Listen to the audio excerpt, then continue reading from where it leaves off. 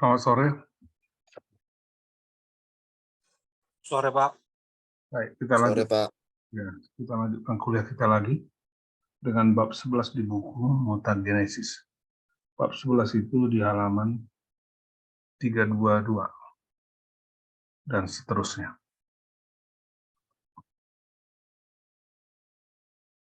Mutasi adalah suatu proses di mana suatu gen mengalami perubahan struktur. Mutasi juga disebut perubahan struktur pada bahan keturunan. Bahan keturunan itu kita tahu gen, kromosom, dan terjadi secara spontan.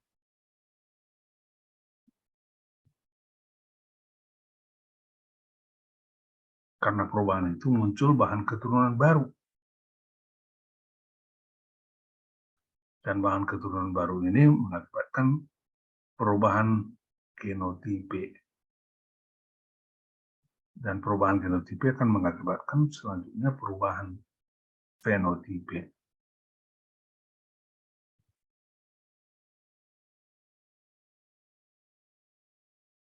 Gen atau kromosom atau sel atau individu yang berubah tersebut disebut mutan.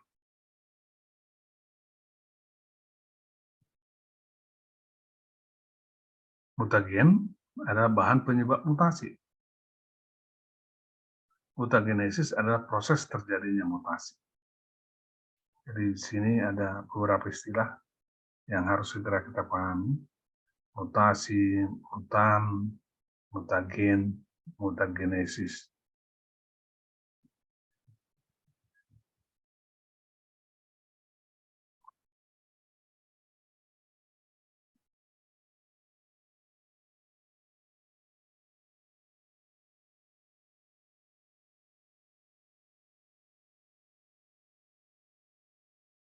Mutasi bisa dikelompokkan atas dua kelompok besar, yaitu mutasi gen yang disebut juga position effect, yaitu terjadi perubahan pada gen karena perubahan pada DNA atau ADN.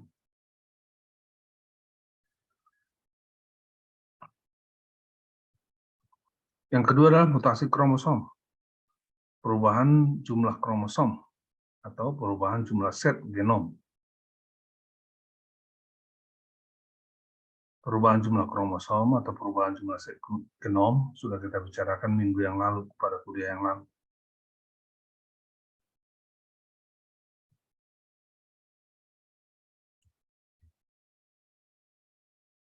Mutasi bisa terjadi di sel germinal dan bisa juga terjadi di sel somatik atau sel tubuh.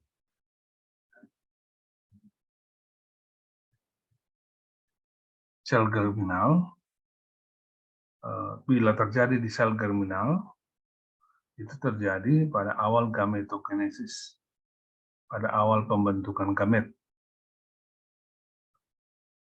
Terjadi mutasi pada alel.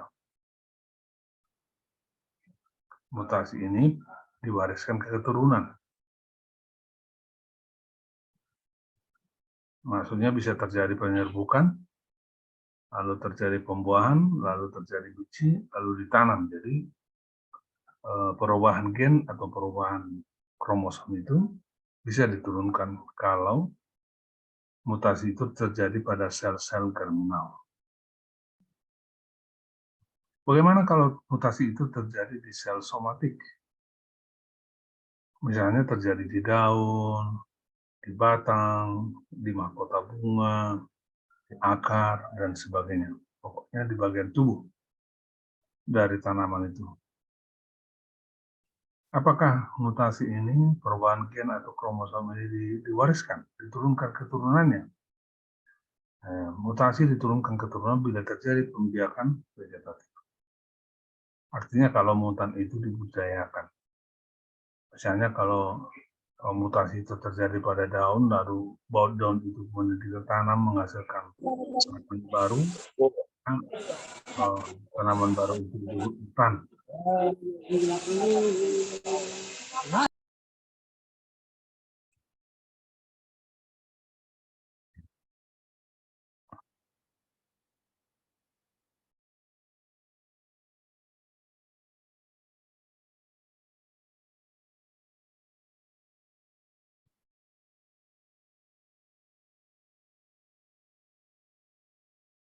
Tipe mutasi ada tipe mutasi spontan alamiah, ada tipe mutasi buatan atau induksi.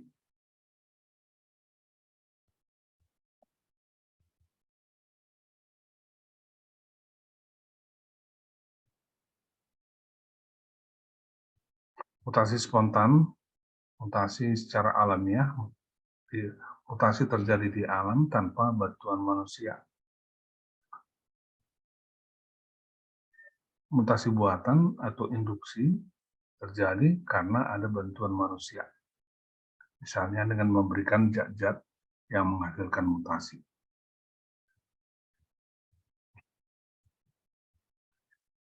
Mutasi ada yang disebut dengan mutasi maju. Misalnya terjadi perubahan alel A dominan menjadi alel A resesif.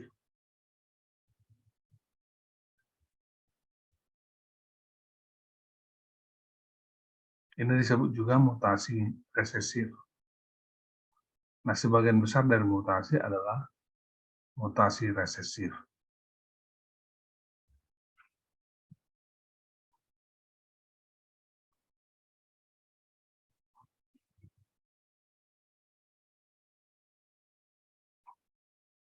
Kemudian ada mutasi balik.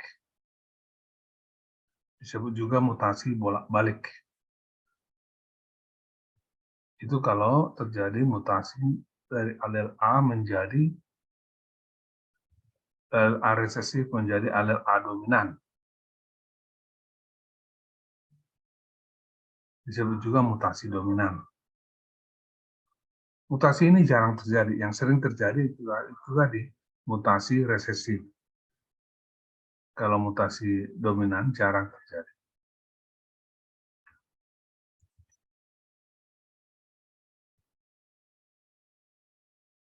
Nah, kalau kita klasifikasikan mutasi berdasarkan dampaknya, ada satu disebut mutasi letal.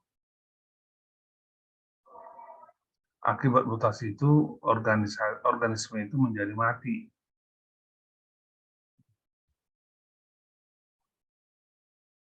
Yang kedua, merusak. Mutasi itu merusak metabolisme, sehingga reaksi-reaksi kimia di dalam tubuh tanaman terganggu.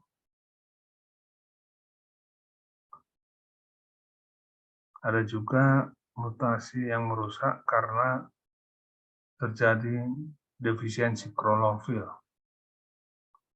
Akibatnya terjadi pengurangan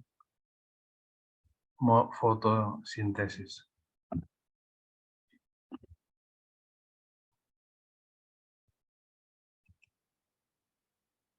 Jadi 1-2 ini ya mutasi letal dan mutasi merusak itu tentu merugikan. Tapi ada juga mutasi yang menguntungkan, tapi itu jarang terjadi. Dari 1000 mutasi, 1 diantaranya bermanfaat. Misalnya kan mutasi itu mengakibatkan tanaman itu menjadi tahan terhadap hama atau penyakit tertentu. Contohnya pada mutasi pada kacang jogo, Visia faba. Kacang jogo ini ada tanaman penelitian saya untuk disertasi saya untuk memperoleh gelar doktor ya. Waktu saya kuliah di Jerman. Nah, saya gunakan untuk percobaan. Saya menggunakan kacang jogo yang berbatang keras dan kaku. Ini adalah hasil mutasi oleh peneliti lain, tapi saya akan menguji coba seberapa besar, seberapa tinggi produksinya. Di Jerman ini disebut dengan varietas piccolo. Ya, piccolo. Nah, ini kenapa disebut menguntungkan? Karena kalau dia akan tahan rebah, tidak mudah rebah. Kalau datang pun angin, ya, dia tidak rebah. Dibandingkan dengan varietas yang normal, yang biasa, agak kencang angin, dia rebah. Karena rebah ya buah-buahnya bisa kena ke tanah atau berguguran jatuh dan membusuk.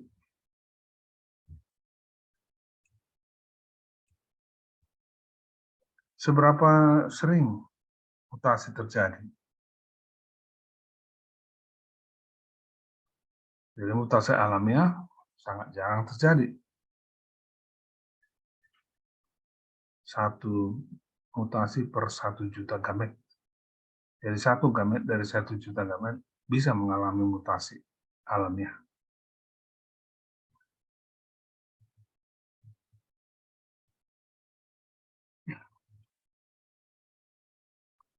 Hampir semua mutasi itu adalah mutasi somatik. Artinya sebenarnya adalah jarang terjadi mutasi pada sel-sel germinal. Kita sudah bicarakan tadi di depan bahwa ada mutasi sel germinal, ada mutasi sel somatik. Jadi kalau laju mutasi pada sel germinal sangat rendah, sangat jarang. Mutasi pada sel somatik yang sering terjadi.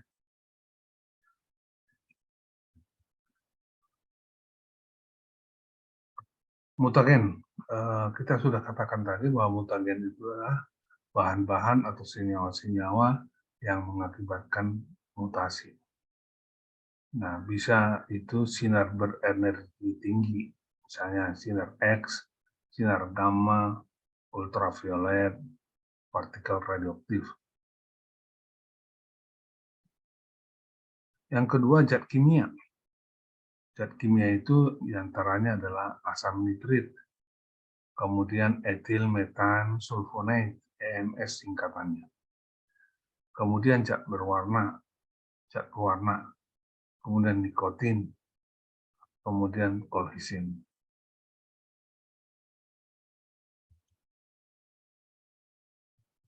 Kalau kita di manusia, nikotin bisa menimbulkan kanker dan tumor, ya, karena sel bermutasi.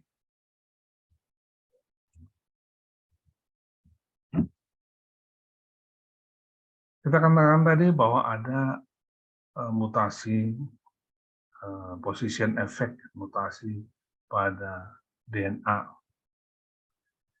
Kita bisa bagi itu menjadi mengakibatkan perubahan DNA. Tadi itu mutasi DNA atau position effect.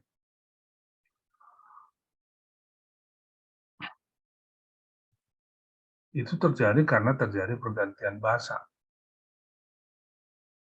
Ada dua kelompok, itu transisi dan transversi. Transisi dan transversi.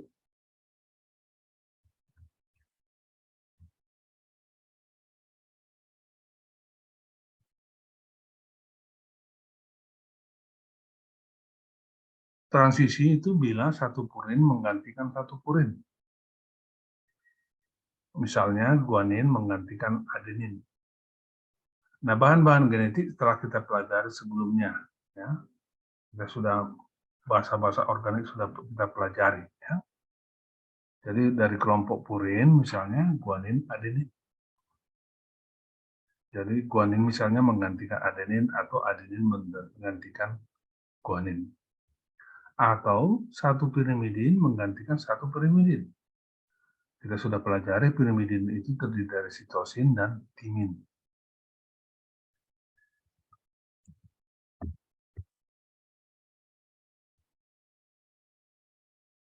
Jadi bisa disebut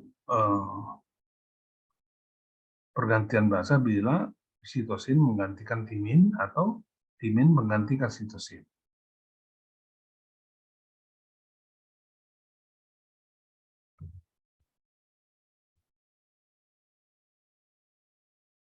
Yang kedua adalah transversi. Transversi artinya satu purin menggantikan satu pirimidin atau sebaliknya. Satu pirimidin menggantikan satu purin.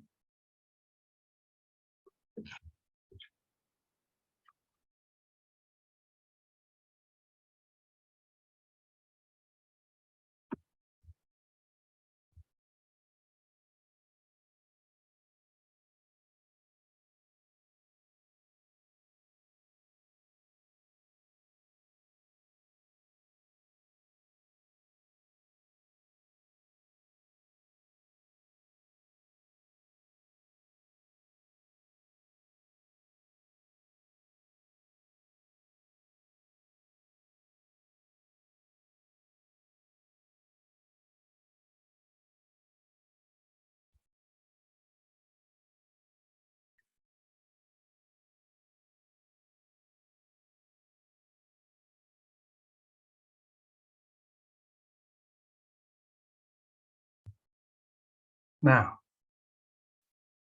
selain daripada yang tadi, perubahan ADN karena pergantian bahasa, ada tipe perubahan bahasa lainnya. Halaman 343 dalam bukunya. Halaman 343. Yang pertama dilesi bahasa. Ada bahasa yang hilang, terhapus, delete, dilesi bahasa. Misalnya contohnya dalam buku itu,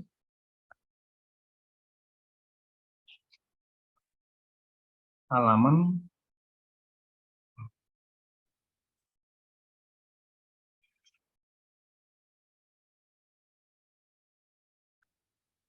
344 misalnya, kalau bahasa pada urutan ke-7 SG, sitosin dan guanin, SG, terhapus, terdelete. Maka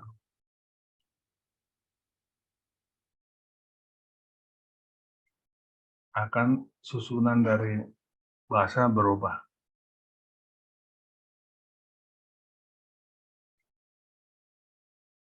Atau bisa terjadi penyisipan bahasa, misalnya pasangan bahasa SG disisipkan antara posisi 5 dan 6.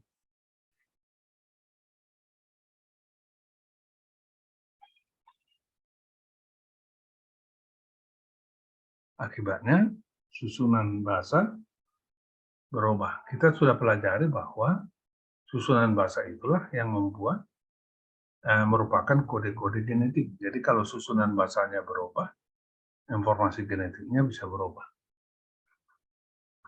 Kemudian yang ketiga adalah inversi pasangan bahasa.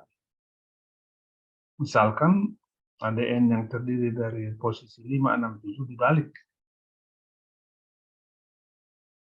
5, 6, 7 dibalik.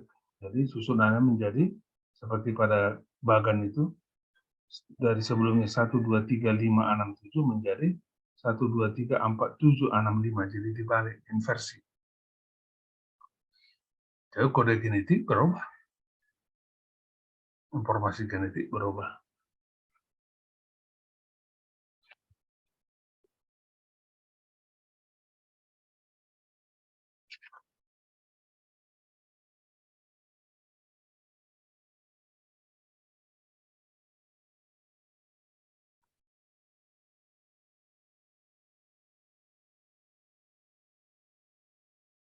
Baik, ada pertanyaan?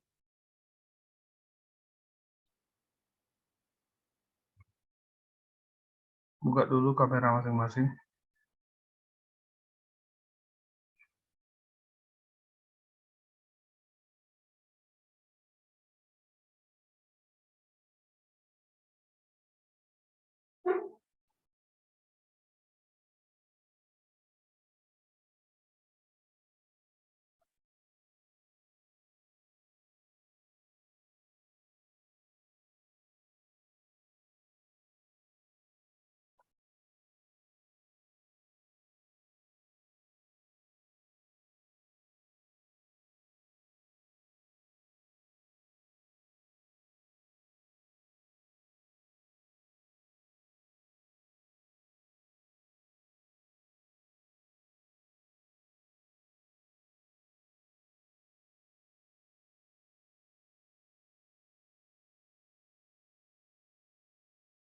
Baik, saya ingin bertanya, apakah kita minggu depan, Selasa, belum libur ya? Masih kuliah ya? Masih Pak, masih kuliah. Tapi Natal kita Pak jam 4. Oh, Natal jam 4 ya? Iya Pak. Berarti kuliah nggak bisa, harus kita ganti ya? Ya, kita lihatlah, mungkin minggu ini, atau hari Senin kita ganti. Kebetulan saya juga hari besok mau berobat ke Penang, tapi memang hari Jumat atau Sabtu sudah pulang.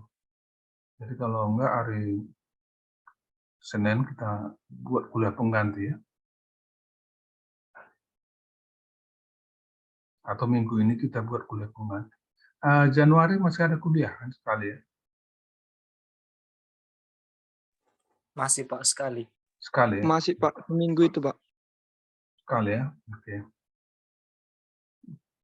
Ada pertanyaan kalian? Baik, terima kasih. Kalau nggak ada pertanyaan, bahan kuliah kita sudah berakhir. Selamat Natal lah ya. Kalau kita nggak ketemu lagi sampai tanggal 20. Baik, shalom. Selamat Shalom, sore. Pak. Selamat Shalom, Pak. Selamat